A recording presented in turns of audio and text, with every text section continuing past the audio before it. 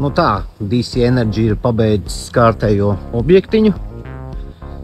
Ir izbūvēta kondicionēšana Salacgrīvas vidusskolas aktu zālē. Šie 3 skaistuļi.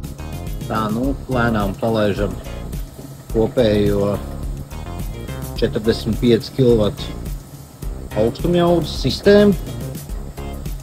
Video kondicionierīši. Jāuzpild ir aptuveni par kilogramiņu katrs. Bet, noturējām 3 diennaktis ar spiedienu 32 bāri. Viss kārtībā. Tā, visi 3 aparātiņi mums te darbojas.